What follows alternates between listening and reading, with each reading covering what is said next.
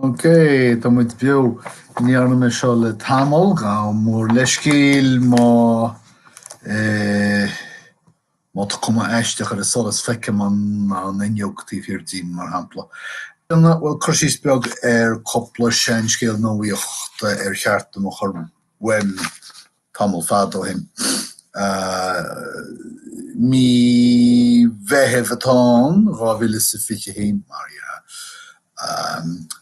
agus cétá teacht le chéile I gCorn na Breataine ach Joe Biden a gás Boris. Róise a chábhliaon ó hin go rúirt Joe Biden nach rá Boris Johnson ach clón fisiciúil agus sna mothúchain de Donald Trump agus ní rá Mullaigh gceist agus rásin.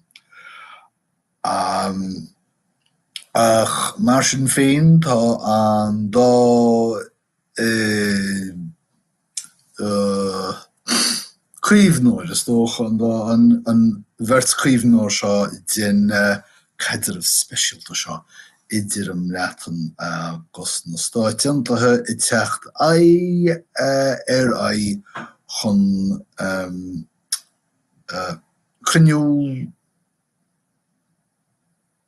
chun freastal ar Cruinniú chun an caidir speisialta sinna a bhúscail is tócha tar éis ceithre bliana amadí le nár gara Donald J.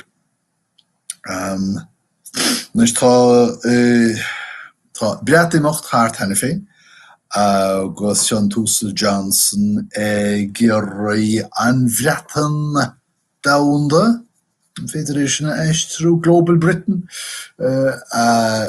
wargu by the year agus seo hens an brandar sin híal. Mush idir an dálín tá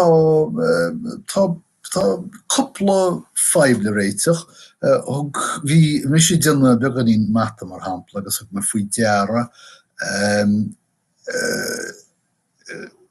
sa dawn darach agad dawn seo go bhfuil bunáit agus fiche ag fórsaí míleata na Stát Aontaithe sa ghearmáin agus sé cín acu sa Ríocht Aontaithe agus caithfear thuirtear sin cén fáil a bhfuil America ag díreadh an méid sin áirde ar an ghearmáin agus thiortha na Ríocht gamaleiscin an hóphabail in áit ar Ríocht Aontaithe.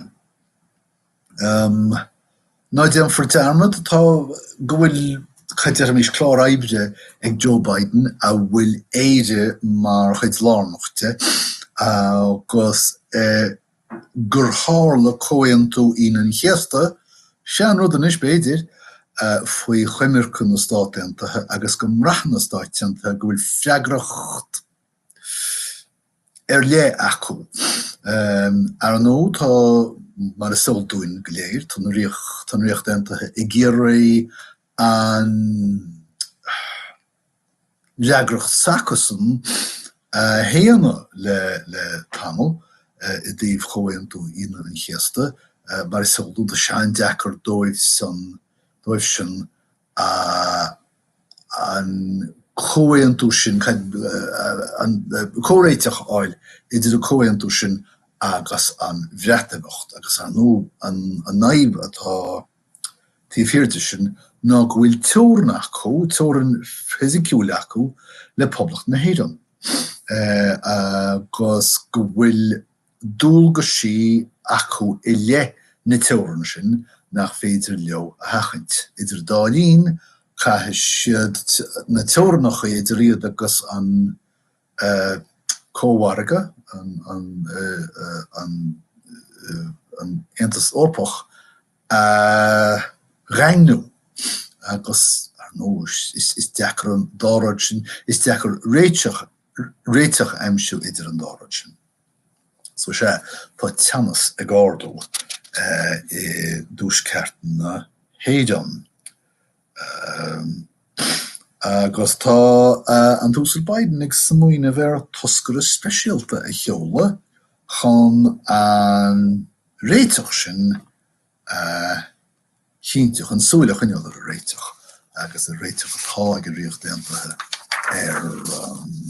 an deacrocht seo leis an teoran Ilan na héireann. An is cuireadh ceistionaí ceirn leid seo Sullivan, Jake Sullivan, seo hé an cóirleor slándal an náisiúnta ag Joe Biden, cuireadh ceistionaí